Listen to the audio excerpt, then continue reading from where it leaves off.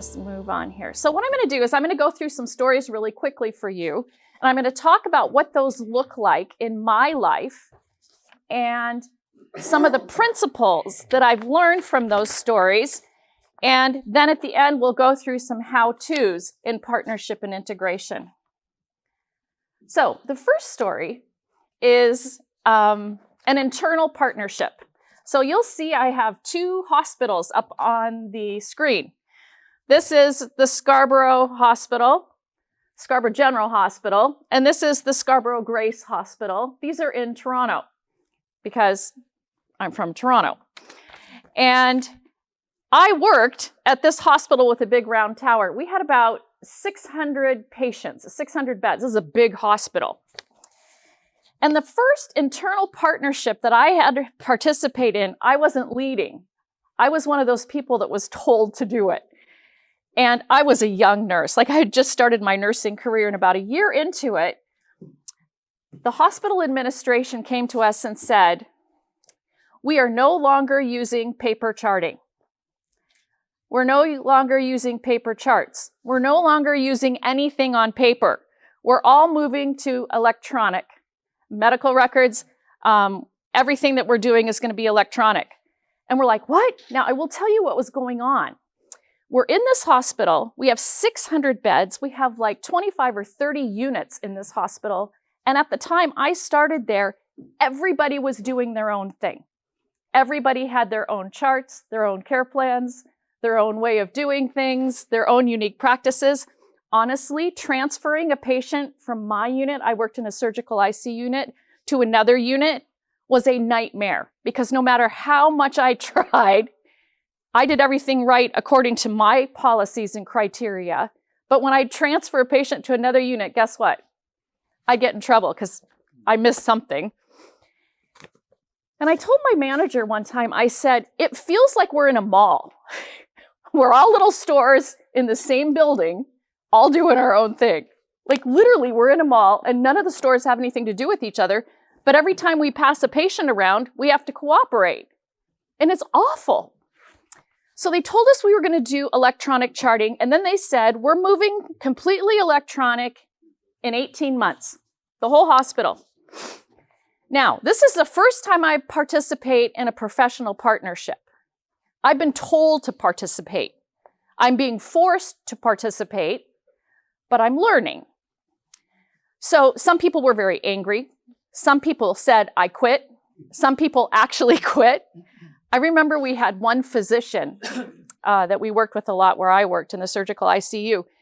And he said, I don't use computers. My handwriting is my, guide, right? He actually retired. I'm not doing electronic anything. Forget it. And then when you'd see him try to type, you knew why. Because he was, right? Biblical typing. Seek and you should find. I've never heard that before. So what happened is for 18 months, we had change happening, a forced partnership internally, so that all of us were playing the same game. It was chaos. People complained. The change was loud. The change was noisy. It was clunky. It was messy. And then something really interesting happened.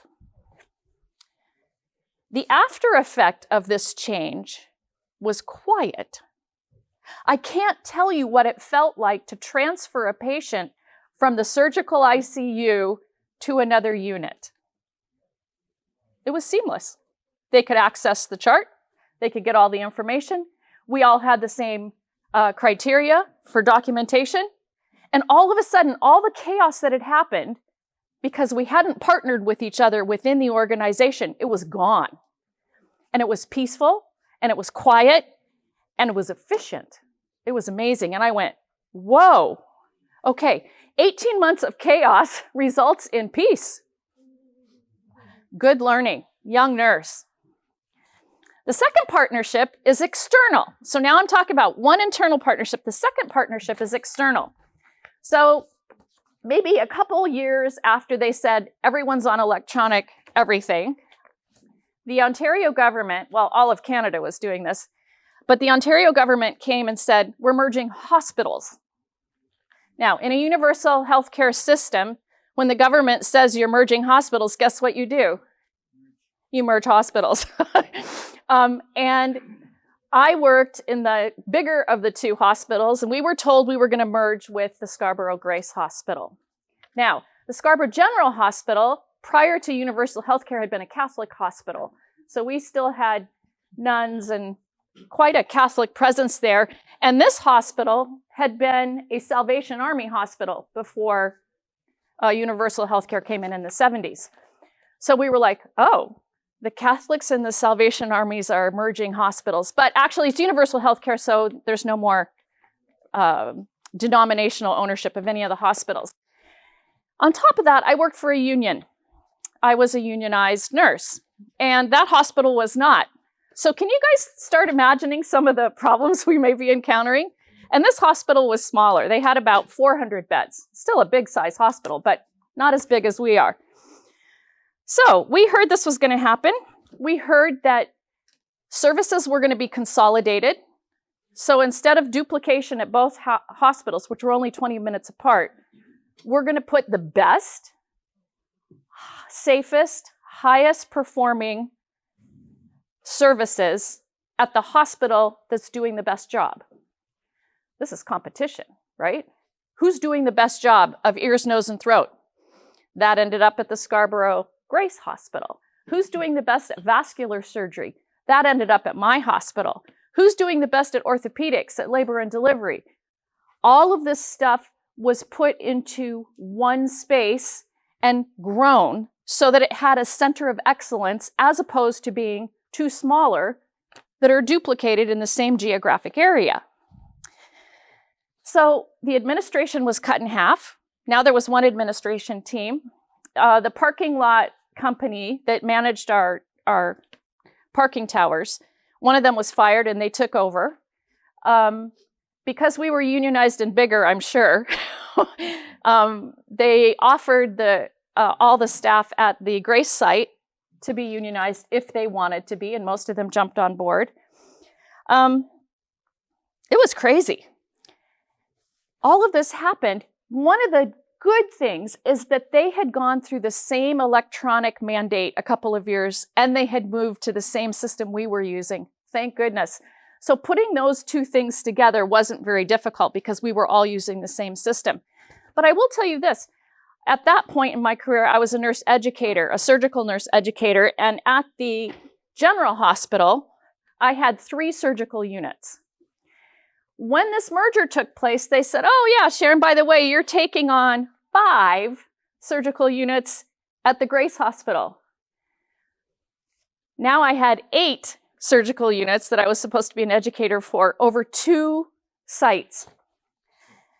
So this was being done, and it happened in less than 2 years. It took about 22 months, 23 months for us to do this whole thing.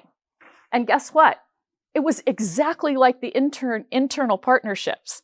It was chaos. People were complaining. People were saying, what do you mean? We get to wear any color uniform we want to. Why do we have to go over the Scarborough Grace and now all of us have to wear pink? All of us have to wear blue? What do you mean all the cleaning staff wear turquoise? What do you mean we have to change our badges? What do you mean we have to do this? What do you mean? I've worked for the General for 30 years. Why do I have to now work for the Scarborough Hospital, which is neither name of either building?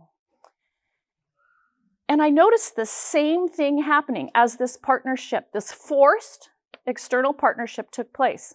It was announced, people got mad, people made noise, people got frustrated, people quit. Most people couldn't quit because you need money to live. And then something really interesting happened. At the end of this time frame, it settled. And it got quiet. And it got peaceful. And it was really interesting because now we knew where our centers of excellence were. Our ambulance drivers knew where they needed to take patients. It was incredible what happened. Again, leading up to this, chaos. And I went, okay, so there must be phases in partnership, right? When we do partnership, there must be phases to this. There's the announcement, then there's the pushback and the, I'm not doing this. Are you kidding me? This is crazy. No, I want it my way or the highway. No, my hospital's the best, right? You go through this chaos, this like, what? And then the leaders keep leading, and it must be very difficult because everyone's complaining. Then I noticed they're keeping their eye on the outcome. They're keeping their eye on what we want to do, the desired outcome. In the space of merging hospitals, it was projected to save millions and millions and millions of dollars for the government and universal health care. At the end of this, it got quiet again. It got peaceful again. It was nuts. And I went, okay, so there's phases. There's the announcement. There's denial. It's kind of like the grief process. Denial. Then there's fighting. Then there's reluctant doing what you're supposed to do. And then all of a sudden, we're in a new phase and we're working well together. And I was learning. That was my second big, big partnership professionally. So in 2003, I transitioned to teaching full-time, teaching nursing in the college sector in Ontario. And the first place that I worked for 3 years, I came into a partnership that already existed. So now I didn't have to go through the announcement, the chaos, the anger, the frustration to get to the peace. I walked into a college that had partnered with another college, Centennial College, George Brown College, and Ryerson University. They were already in a 3-way partnership delivering baccalaureate nursing programs. And when I got there, it was great. I went, okay, I didn't have to live this one. I just jumped in and we were already partnered. Now I got to hear about all this fantastic stuff and how we worked and the criteria and the processes and the systems that were in place. And one of the things I noticed about this as I jumped into a partnership that already existed, one of the things I looked at went, oh my word, students can transfer between Centennial College, George Brown, and Ryerson seamlessly. We're all teaching the same thing. And everybody had exploded their programs. We had more seats because we were collaborating together. And people were doing their own, each doing a part of a whole. Now I got to live a partnership at the end, when we're already established, and step into a partnership going, oh my word, this feels so good. I didn't have to live the ugly. It was amazing. And it worked like clockwork. Then what I did is I moved to Humber. 2006, I moved to Humber. And Humber at the time, we were functioning in our nursing school independently. We were delivering and we weren't collaborating with anyone. And that should have been my warning right there not to come on board because I was watching what was happening all over Ontario. I started at Humber and we had 2 campuses. We had the Lakeshore campus and we had the Etobicoke campus. And I started there and I was teaching and it was wonderful. And I learned that our college was one of the premier colleges in Ontario. We were the fastest growing. Getting into our programs, this is how the competition was at Humber. We had 1 seat for every 11 applicants. There are not enough seats for higher ed in Ontario. Crazy. In fact, it was so crazy that our paramedic program, in the School of Health Sciences, we had a paramedic program. The competition to get into our program, which was excellent, was so high that to come into a college program, 96% of applicants already had a 4-year university degree in biology or chemistry or something. It was nuts. At the time I joined our college, we had about 35,000 full-time students and about 65,000 part-time students. We were running a city. And I loved working at Humber. This was amazing. One of the things that I noticed is that we started to build partnerships. And our degree programs were just like exploding. And we had so many partnerships with the University of Guelph that the 3rd year I was at Humber, the University of Guelph came and built this building on our campus, an hour away from their campus. because we had so many partnerships with them, they just went, well, the only way we can grow our program is if we come build a building on your campus. And it was called the Guelph Humber Building. And I'll never forget, it was great because the university clearly had more money than we did. And they had this unbelievable green wall, a live wall with water coming out of it. It was gorgeous. And then there was a little bridge that connected the buildings.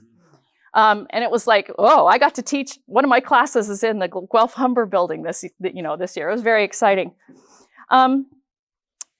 What happened then is the Ontario government was coming, had already done it at one of where I had worked before, was saying you need to partner, you need to build your programs. And so we developed a partnership with the University of New Brunswick. This isn't even in the same province. So we've got Humber and the University of New Brunswick working together. And I'm like, I thought I was going to get away with not having to go through the ugly again. But now I know. I've lived the phase of partnership enough to know that before it gets good, it's going to be what? Messy. Super messy. It's going to be ugly. And it's not going to feel good. And it's going to take a lot of effort. And it's not going to feel fair. Sure enough, we start a partnership with University of New Brunswick. There's a lot of me talk and a lot of mine, and that's ours is better than yours and all this kind of stuff. And it felt messy and it felt ugly. And it took about probably 24 months. The regulatory nonsense that goes with licensure programs is a nightmare, just so you know. It took about 24 months to get this thing together. And in that time, there was so much angst, so messy. It felt like we were never going to land the plane. Then all of a sudden, we had merged and we were delivering a collaborative program between a college and a university across 2 provinces in Canada. And guess what? Our pass rates went up. Oh my word, excellence. It became excellent. Now, Humber College was incredible. Everybody wanted to work at Humber College because we had such a great administrative team. And I will say that we were asked, I was in the professional development department half-time and in nursing. I split my roles over 2 departments.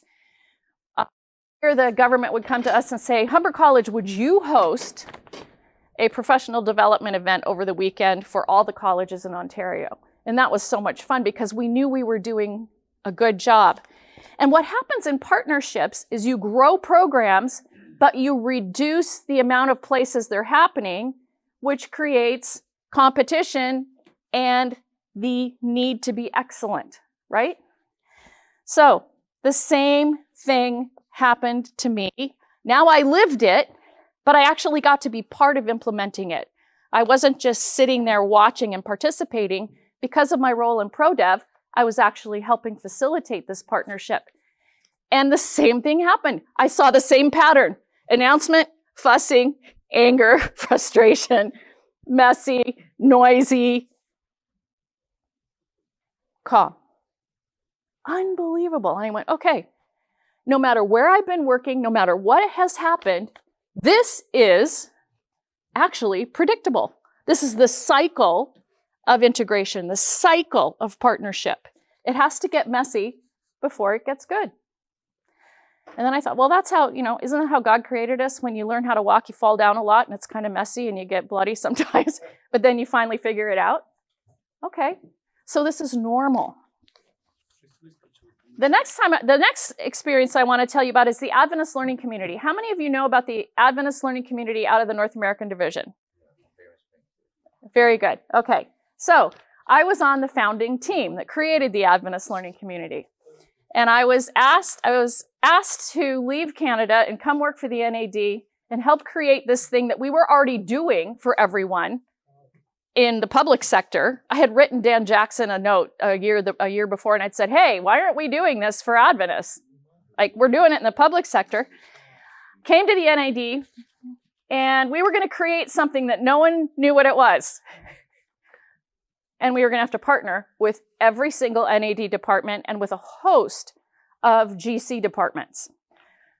So we started working. It's a good thing I had done this already. It's a good thing I had lived partnerships, because I had never worked for the Adventist church. I didn't have a clue what the culture was. Boy, was it culture shock. I had been a unionized nurse and college professor, right? In the Adventist church, I have to partner with every single department. I have to build their trust. I have to listen to what they want. I have to be humble. I have to try and fail. I have to apologize over and over again. So many battles, so many hurdles. We kept talking about something that wasn't. We're going to create something that's going to help you in ways you can't imagine. It's going to be available to the entire world, and it's free.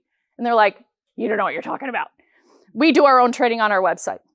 And we worked and we worked and we worked. And sometimes I would come away from meetings. I remember going from the NAD building over here to the GC building and then leaving and looking at myself going, do I have bruises? Like it was difficult, right? People would be throwing things at you like, you don't know what you're talking about. It was hard. But because I had lived this integration process, because I had lived this process of partnership so many times, I knew that messy turns into quiet. It does. I knew it. And I just kept holding on to that. Messy turns into quiet. So one of the things that I'm really proud of is I worked with Plan Giving and Trust Services here in the GC that straddles the GC and the North American division. And I went to one of their conventions. This is probably in 2017 or so. And I convinced them that they should put their whole training online because I said, y'all are gathering everyone that needs to be certified for 3 weeks in person to do training. And in my mind, I'm a newbie to the church. So all I see is tithe dollars, right? I'm like, everything comes out of tithe. Oh my word. We're putting 50 people up for 3 weeks in hotels. They're all getting per diem, at that time, $55 a day. All of their conferences and unions are paying their transportation, their rental car, their food. And I did the math, and we're talking 6 figures that we're spending on training. So I went to Plan Giving and Trust Services, and I said, we got this great platform. Let's partner. This is a win-win. We got 3 weeks of training up right before COVID hit. They were poised to not even trip or fall during COVID because they had gone and put their stuff up online. And that was a partnership I was really proud of. And it took a lot of work. Again, every partnership that I participated in with Adventist Learning Community went through the same phases. Idea, pushback, distrust, anger, frustration, messy. You don't know what you're talking about. Okay, let's try. And then we would do something, and then we would have quiet. Now, I know why God prepared me working in the public sector for so long in Canada, where I had to participate in partnerships and integration over and over and over again. When I came to the Adventist Learning Community, I felt fearless. I went, I know exactly how this feels. And our small team, sometimes we would sit there going, this is exhausting. And I would always go, yes, and it's going to finish and it's going to be good. Sometime we're not going to be battling anymore. There's going to be a point pretty soon when we get to a place that's not a battle. And we did. It was amazing. Now, I'm going to tell you about a partnership that just happened. This partnership is incredible. All of us have 3 kids. So I said, that's why the partnership worked, because we're all the mother of 3 children. So I'll go through the slide in a minute. Last summer, Lisa Standish and I sat in a meeting room here in this building, and I worked with Lisa at the North American Division Office of Education for a couple of years. So we knew each other. When I took my role here at ADRA, we knew each other and we were friends. And Lisa and I sat in a room and we went, we need to partner. I'm not afraid of partnerships, and neither is she. We need to partner. What can we do to partner? So we just dreamed. What could we do? And we came up with nothing. I mean, nothing concrete. But the interesting thing was Lisa and I were both poised for action. We were on the starting block. Instead of in the bleachers watching, we were standing at the starting line going, okay, when we know what we're doing, we're ready to run. We just don't know what we're doing yet, but we are ready to partner. So what happened is in October, Cherie, this is Cherie, the one in the red.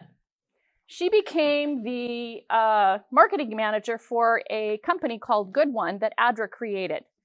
Good One is a company that sells cashews, produces and sells cashews, and it's actually working with farmers in Ghana and giving them a fair price for their nuts. And then we're using Good One as a fundraiser for Adventist schools in the United States.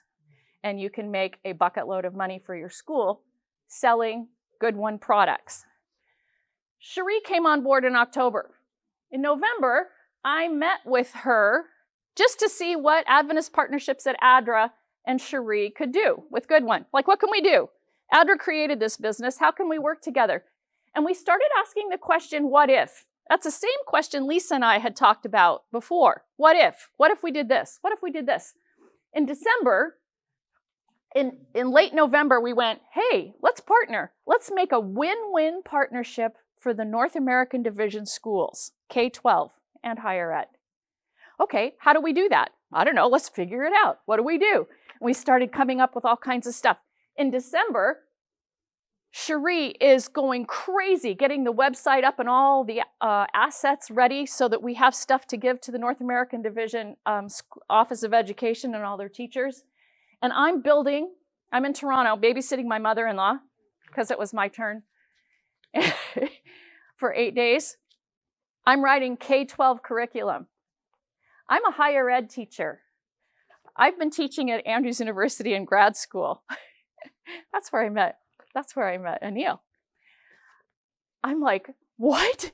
I'm going to write K-12 curriculum. I will tell you, I went to Walmart one day and I just wandered around where the books are, where all those teaching materials are, and I just looked at stuff going, okay, how do I write for K-12?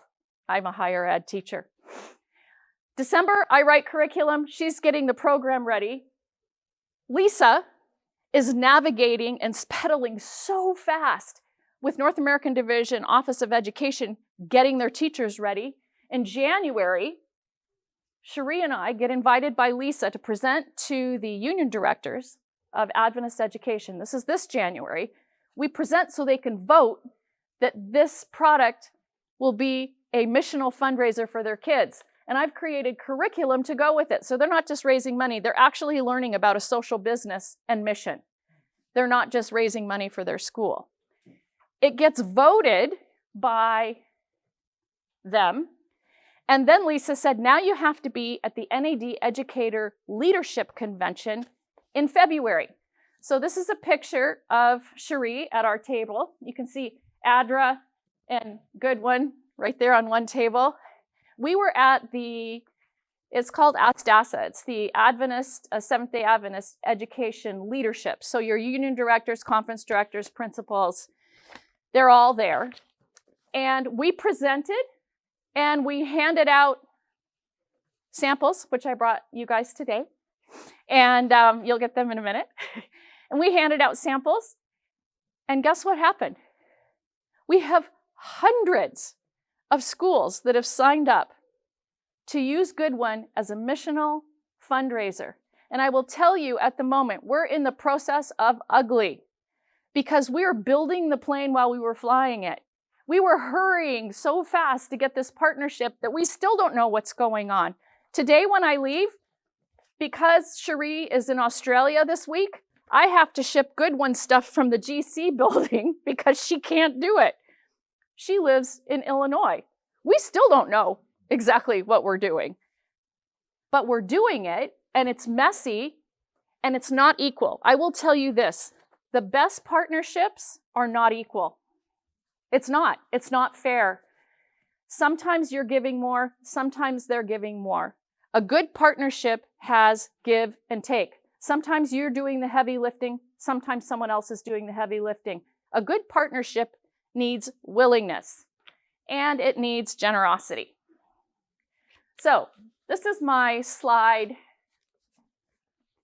This is what I tell everyone. Partnerships don't require permission. It requires generosity. It requires you to stop thinking about what's mine, what I do, and instead consider what's ours. You got to leave whatever you were doing behind. The only way a good partnership can happen is if you come with it a humble, giving, generous spirit, not expecting equality all the time. You can't come into it going, what do I get? What do I get to keep? What do I get from this? It's what can I give to it? Every single partnership I've been part of has been exactly the same thing. It's successful if we can go into it with a sense of generosity. It has to be win-win. So your partnership has to be more priority than, your partnership has to be the highest priority more than ownership. You can't be saying, this is good, this is me. It's us, it's a we. And that's a really hard thing for humans. We all want to get credit for what we do, right? Even me. All right, so here's a couple of things that we need to do in good partnerships. You need a why. Every time I've had the opportunity to participate in a good partnership, I've known exactly why we're doing it. I know what the outcome is. I know what the big picture is. I can see the goal. It's been presented to me. Then what? This is where a lot of, I found this, okay, I'm no longer an outsider. I think I've worked for the church now for 9 years total. Maybe I'm still an outsider. I did learn this.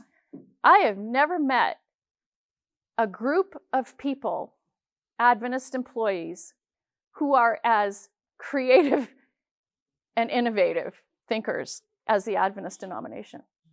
I'm telling you, I worked in the public sector. I know. Adventists are so creative. We come up with so many great ideas, but this is where we get stuck, in the what and the how.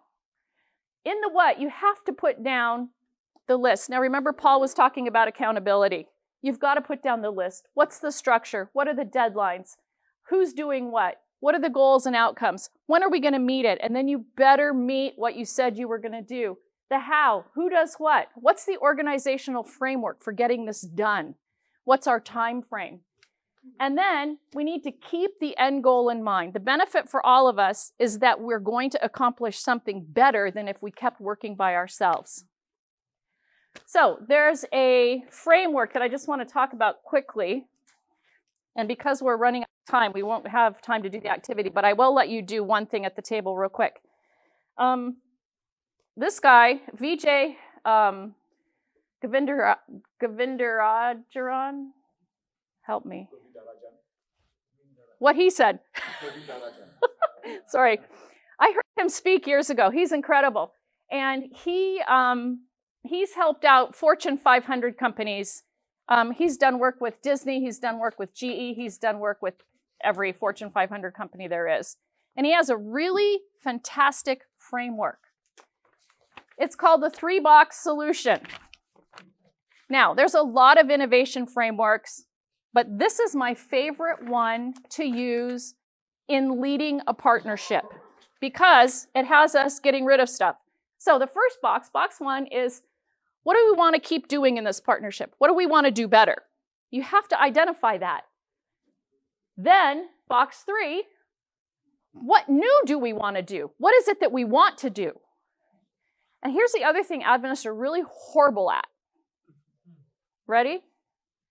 We just keep adding. It's crazy. I've never seen anything like it.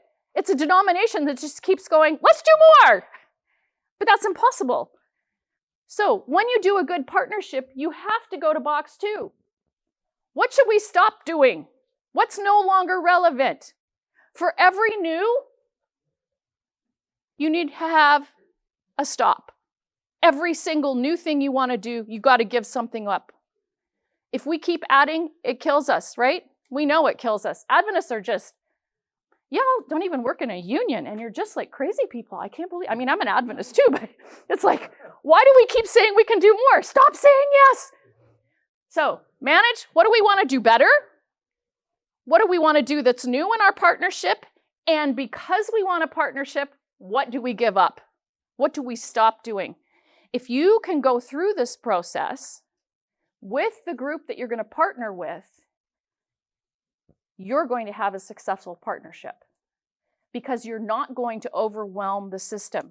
I want you to remember what happened when I talked about all these hospital mergers and college mergers.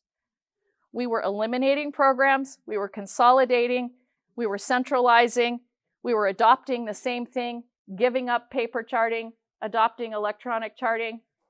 Every single merger that I've been a part of, every single partnership that I've been a part of, every single integration that's worked has required everyone involved to give up stuff.